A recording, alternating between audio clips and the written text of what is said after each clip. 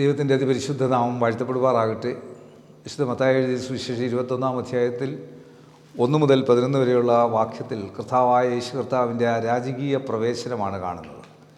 അനന്തരം അവർ യെരൂശലേമിനോട് ചുലുമലയേറിയ ബേത്ഫഗയിലെത്തിയപ്പോൾ യേശു 2 ശിഷ്യന്മാരെ അയച്ചു. നിങ്ങൾക്കെതിരെയുള്ള ഗ്രാമത്തിൽ ചെല്ലുവിൻ, അവിടെ കെട്ടിയിരിക്കുന്ന ഒരു പെൺകഴുതിയെയോ അതിൻ്റെ കുട്ടിയെയും നിങ്ങൾ ഉടനെ കാണും. അവയെ അഴിച്ചുകൊണ്ട് വരുവീൻ. നിങ്ങളോട് ആരാനും വല്ലതും പറഞ്ഞാൽ കർത്താവിന് ഇവയെ കൊണ്ട് ആവശ്യമുണ്ടെന്ന് പറയും. തൽക്ഷണം അവർ അവയെ അയക്കും എന്ന് പറഞ്ഞു. സിയോൻ പുത്രിയോട്, ഇതാ നിൻ്റെ രാജാവ് സൗമ്യനായി കഴുതപ്പുറത്തും വാഹനമൃഗത്തിൻ്റെ കുട്ടിയുടെ പുറത്തും കയറി നിൻ്റെ അടുക്കൽ വരുന്നു എന്ന് പറയും എന്നിങ്ങനെ പ്രവാചകൻ മുഖാന്തരം അരുളി ചെയ്തതിന് നിവൃത്തി വരുവാൻ ഇത് സംഭവിച്ചു. ശിഷ്യന്മാർ പുറപ്പെട്ടു യേശു കൽപ്പിച്ചതുപോലെ ചെയ്തു. കഴുതയെയും കുട്ടിയെയും കൊണ്ടുവന്ന് തങ്ങളുടെ വസ്ത്രം അവയുടെ മേലിട്ടു. അവൻ കയറിയിരുന്നു. പുരുഷാരം മിക്കതും തങ്ങളുടെ വസ്ത്രം വഴിയിൽ വിരിച്ചു. മറ്റു ചിലർ വൃക്ഷങ്ങളിൽ നിന്ന് കൊമ്പുപൊട്ടി വഴിയിൽ വിതറി. മുൻപ് മിന്നും നടന്ന പുരുഷാരം, ദാവീദ് പുത്രൻ്റെ ഹോശന്ന, കർത്താവിൻ്റെ നാമത്തിൽ വരുന്നവൻ വാഴ്ത്തപ്പെട്ടവൻ, അത്യുന്നതങ്ങളിൽ ഹോശന്ന എന്ന് ആർത്തുകൊണ്ടിരുന്നു. അവൻ യെരൂശലേമിൽ കടന്നപ്പോൾ നഗരം മുഴുവൻ ഇളകി. ഇവൻ ആരെന്ന് പറഞ്ഞു. ഇവൻ ഗലീലയിലെ നസ്രത്തിൽ നിന്നുള്ള പ്രവാചകനായ യേശു എന്ന് പുരുഷാരം പറഞ്ഞു.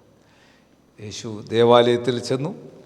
അപ്പോൾ അവിടെ മനസ്സിലാക്കുന്നത് യേശു കർത്താവിൻ്റെ ശുശ്രൂഷ, യേശു കർത്താവിൻ്റെ ശുശ്രൂഷ തുടർന്നുള്ള രാജകീയ പ്രവേശനം കഴിഞ്ഞ് രാജകീയമായിട്ടുള്ള അശുദ്ധീകരണം, യേശു ദേവാലയത്തെ ശുദ്ധീകരിക്കുന്നതാണ് 12 മുതൽ 17 വരെയുള്ള വാക്യങ്ങൾ കാണുന്നത്. യേശു ദേവാലയത്തിൽ ചെന്ന് ദേവാലയത്തിൽ വിൽക്കുന്നവരെയും കൊള്ളുന്നവരെയും എല്ലാം പുറത്താക്കി.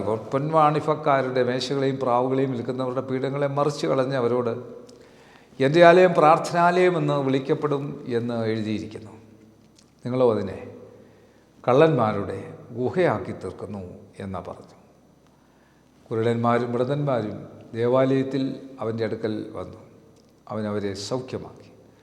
എന്നാൽ മഹാപുരോഹിതന്മാരും ശാസ്ത്രിമാരും അവൻ ചെയ്ത അത്ഭുതങ്ങളെയും ദാവീദ് പുത്രൻ്റെ ഹോശന്ന എന്ന് ദേവാലയത്തിൽ ആർക്കുന്ന ബാലന്മാരെയും കണ്ടിട്ട് നിരസപ്പെട്ടു. ഇവർ പറയുന്നത് കേൾക്കുന്നുവോ എന്നവനോട് ചോദിച്ചു. യേശു അവരോട്, ഉവ്വ്, ശിശുക്കളുടെയും മുല കുടിക്കുന്നവരുടെയും വായിൽ നിന്ന് നീ പുകഴ്ച ഒരുക്കിയിരിക്കുന്നു എന്നുള്ളത് നിങ്ങൾ ഒരിക്കലും വായിച്ചിട്ടില്ലയോ എന്ന് ചോദിച്ചു. പിന്നെ അവരെ വിട്ട് നഗരത്തിൽ നിന്ന് പുറപ്പെട്ട് ബഥാനിയിൽ ചെന്ന് അവിടെ രാത്രി പാർത്തു. യേശു കർത്താവ് ദേവാലയ ശുദ്ധീകരണം നടത്തുന്നത് കാണുന്നു. രാജകീയമായിട്ടുള്ള അധികാരത്തിൻ്റെ മറ്റൊരു കാര്യമാണ് അത്. അവിടെ നിന്ന് ഇറങ്ങിക്കഴിയുമ്പോൾ 18 മുതൽ 22 വരെയുള്ള വാക്യങ്ങൾ കർത്താവിൻ്റെ യാത്രയിൽ യേശു കർത്താവ് ചെയ്യുന്ന മറ്റൊരു പ്രവർത്തനമാണ്. രാവിലെ അവൻ നഗരത്തിലേക്ക് മടങ്ങിപ്പോകുന്ന സമയം വിശന്നിട്ട് വഴിയേറിയ ഒരു അത്തിവൃക്ഷം കണ്ടു. അടുക്ക ചെന്ന് അതിലേല്ലാതെ ഒന്നും കാണായിയാൽ നിർധാളം ഫലം ഉണ്ടാകാതെ പോകട്ടെ എന്ന് അതിനോട് പറഞ്ഞു. ക്ഷണത്തിൽ അത്തി ഉണങ്ങിപ്പോയി. ശിഷ്യന്മാരത് കണ്ടാറെ അത്തി ഇത്ര ക്ഷണത്തിൽ ഉണങ്ങിപ്പോയത് എങ്ങനെയെന്ന് പറഞ്ഞു. ആശ്ചര്യപ്പെട്ടു. അതിനേശു, നിങ്ങൾ സംശയിക്കാതെ വിശ്വാസമുള്ളവരായാൽ ഈ അത്തിയോട് ചെയ്തത് നിങ്ങളും ചെയ്യും എന്ന് മാത്രമല്ല, ഈ മലയോട് നീങ്ങി കടലിലേക്ക് ചാടിപ്പോകുക എന്ന് പറഞ്ഞാൽ അതും സംഭവിക്കുമെന്ന് ഞാൻ സത്യമായിട്ട് നിങ്ങളോട് പറയുന്നു. നിങ്ങൾ വിശ്വസിച്ചുകൊണ്ട് പ്രാർത്ഥനയിൽ എന്ത് യാചിച്ചാലും നിങ്ങൾക്ക് ലഭിക്കും എന്ന് ഉത്തരം പറഞ്ഞു. കർത്താവായ യേശു കർത്താവിൻ്റെ ഈ പ്രവർത്തനത്തിലൂടെ നമുക്ക് മനസ്സിലാക്കാൻ സാധിക്കുന്ന യേശുവിൻ്റെ രാജകീയമായിട്ടുള്ള അനുഭവം, ആ രാജകീയ പ്രവേശനവും, കർത്താവിൻ്റെ ദേവാലയ വിശുദ്ധീകരണവും, കർത്താവിൻ്റെ വിശ്വാസത്തിൽ കർത്താവ് ദൈവം ആരാണെന്ന് ഫലം കായ്ക്കാത്തതിനെ നശിപ്പിക്കുന്ന ആ അനുഭവത്തിൽ മുൻപോട്ട് പോകുമ്പോൾ ദൈവീകത്തെ കർത്താവിൻ്റെ വിശപ്പെന്ന് പറയുന്ന ആത്മഭാരമാണ്. ആത്മഭാരത്തോടെ സൂക്ഷിക്കുവാനുള്ള കൃപ ഈ കാണുന്ന കേൾക്കുന്ന എല്ലാവർക്കും ലഭിക്കട്ടെ. കണ്ണടയ്ക്കാൻ പ്രാർത്ഥിക്കാം. കർത്താവേ, പരിശുദ്ധ പിതാവേ, വചനം കാണുന്ന കേൾക്കുന്ന എല്ലാവരുടെ മേലും ദൈവത്തിൻ്റെ ശക്തി അയക്കണം.